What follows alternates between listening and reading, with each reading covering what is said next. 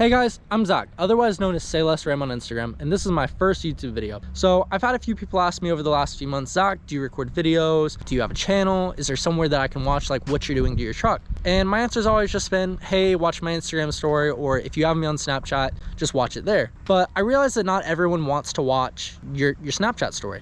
So I've decided that, you know what, this is the perfect opportunity to make a YouTube channel, and I'm just gonna record my life and record my truck build. So if you do know me from Instagram, obviously you know what my truck is, you know what I drive.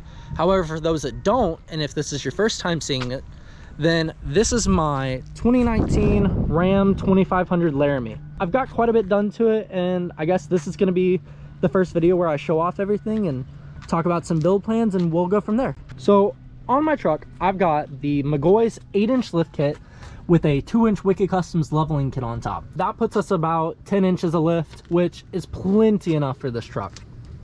I've got it all powder coated in this custom illusion teal color, and I've also got it paired with these Fox 2.0 reservoir shocks.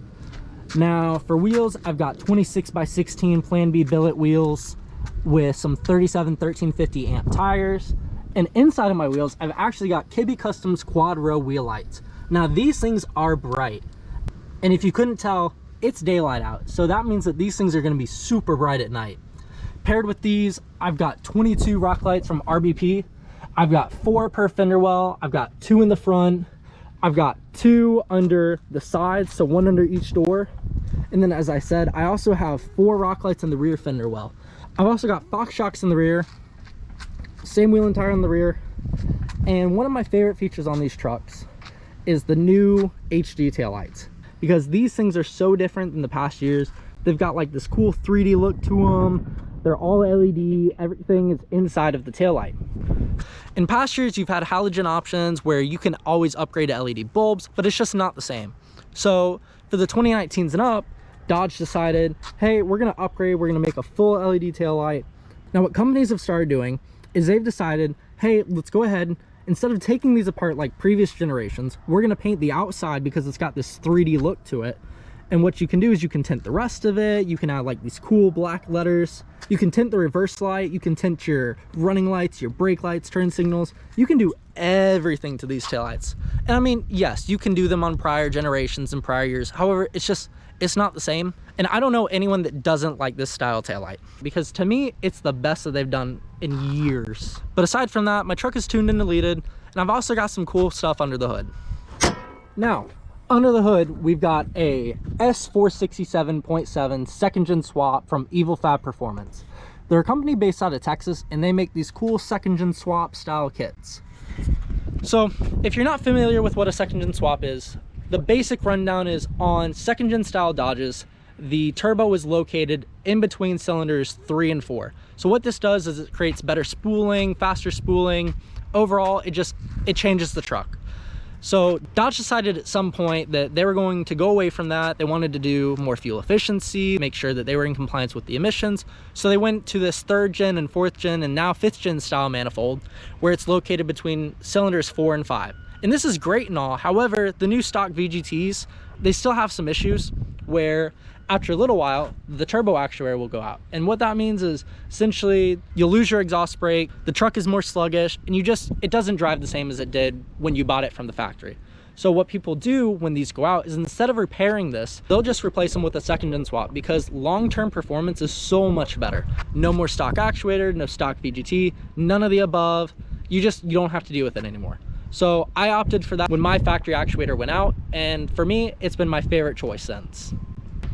Now, while we're up in the front of the truck, I also decided while I was at it to go ahead and color match the factory headlights. So from the factory, these things are like this like silvery color inside, and you know, they just don't look great. So what I did is I color matched them to the grill. I added some clear reflectors to them, so at night these still are orange, they're still up to code. However, during the daytime they look so much better. And I mean, in my opinion, it just really completes the front end of these trucks, because this is what sets you apart from a truck right off the dealership lot versus a truck that it could be in a show. Now, that's the generic overview of this truck.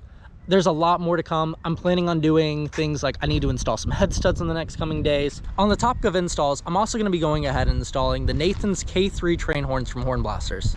Now, while we're under the truck installing our train horns, I've also gone ahead and decided to order the full air suspension conversion kit from Flight Fab. So what this will do is this will take the truck from the 10 inches that it currently sits at to about stock height. And this is pretty cool because it can individually control all four corners of the truck. So I can air up the front, air down the rear, air down side to side. This is great for guys that want to tow, or, you know, if you just drive a show truck and you want to look cool at the meets, why not? So overall, that's about it for installs. I've got a few other things coming up. So in the next few weeks, I do plan to go up to Nashville, Tennessee for the Music City Showdown. It's a new and upcoming event. It's similar to Daytona Truck Meet, if you're familiar with that. But while we're up there, we're gonna try to record a few videos, meet up with some friends, and just hang out. So I'm gonna try to record some videos of truck meets. I'm gonna record some videos of installs, make some videos hanging out with friends, and just go from there. So if you like what you see, make sure to please comment, rate, and subscribe.